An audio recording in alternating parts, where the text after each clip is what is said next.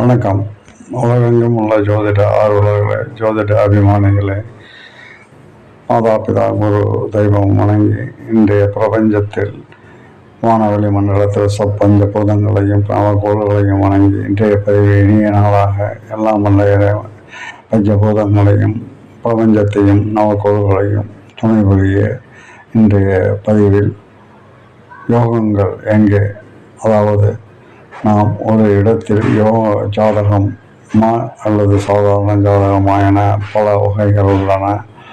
1 4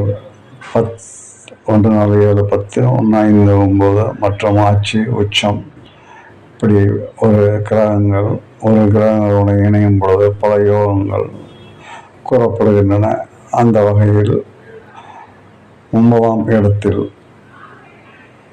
இணையக்கூடிய குருமங்கள யோகம், குரு சந்திர யோகம், சூரியனும் மற்ற குருவும் புதாத்திய யோகம் மற்றும் சந்திரனுடன் இணையும் பொழுது கஜகேசரி யோகம், சூரியன் சந்திரன், சூரியன் புதன் மற்றும் சூரியனுடன் குரு சந்திர யோகம், குருவுடன் இணைந்தது, சந்திரனுடன் இணைந்தது என பல யோகங்கள் பலவாறாக நமது முன்னோர்களால் கூறப்பட்டுள்ளன. அந்த வகையில் மீனராசி உத்திரட்டாதி நட்சத்திரமான இந்த ராசியில் எந்த கிரகங்களும் நட்பு பகை என்ற ஒரு பட்டியலில் எந்த கிரகமும் பகை என்பது கிடையாது. இங்கே ஆட்சி பெற்றுள்ள குரு பகவான் தன்னுடைய ஆட்சி ஸ்தானத்திலேயே குருவுடன் இணைந்த கிரகங்கள் என பட்டியலிடும் பொழுது நிசபங்க ராஜயோகத்தில் வலம் வந்து கொண்டுள்ள புதனும் உச்சனை விட நிசபங்க ராஜயோகம் பெற்ற கிரகம் அதிக பலன்களை தரும் யோகங்களை பற்றி கூறும் பொழுது பலவாறாக கூறப்பட்டுள்ளது. எனவே சூரியனுடன் இணைந்த சந்திரன், புதன் மற்றும் குரு என்று பட்டியலில் பல யோகங்கள் கூறப்பட்டுள்ளன. அனைத்து யோகங்களும் எங்கே போனது, எப்படி காணாமல் போனது, எந்த வகையில் காணாமல் போன போதோ அஸ்தங்கமும் பெறவில்லை. எனவே இதில் ஒரு பெருத்த ஐயப்பாடு ஏற்படுவது சகஜமே. எனவே இந்த ஒரு ஆய்வில் இந்த 9ஆம் இடத்தில் கடகராசிக்கு 9ஆம் இடத்தில் இருக்கக்கூடிய அனைத்து யோகங்களும் எங்கே சென்றன என கேள்வி ஐயப்பாடும் எழுகின்றன. எனவே இந்த யோகங்களை பற்றிய ஆய்வில் இந்த யோகங்கள் எங்கே காணாமல் போனன என பட்டியலிடும் பொழுது 9ஆம் இடம், அதுவும் நீர் ராசியில் இருக்கக்கூடிய இந்த கிரகங்களுடைய யோகங்கள் எங்கே, திசையின் பலன்களை எடுத்து கொண்டால் சனி திசை, புதன் திசை, ராகு கேது திசை மற்றும் சுக்கிர திசை 20 ஆண்டுகள் அதிகபட்ச திசை, அதற்கு அடுத்தபடியாக சூரிய திசை, சந்திர திசை வரை கிட்டத்தட்ட ஒரு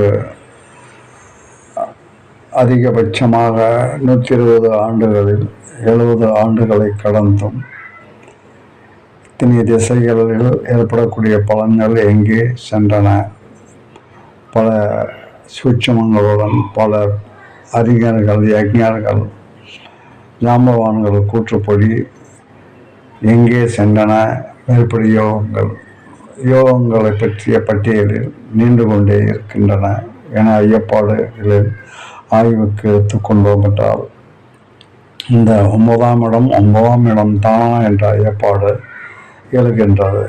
எனவே இந்த ஐயப்பாட்டின் ஆய்வில் ஆக மொத்தத்தில் லக்கண புள்ளி லக்கண சந்தியில் தவறுகள் நிகழ்ந்திருக்க அதிகபட்ச வாய்ப்புகள் உள்ளன.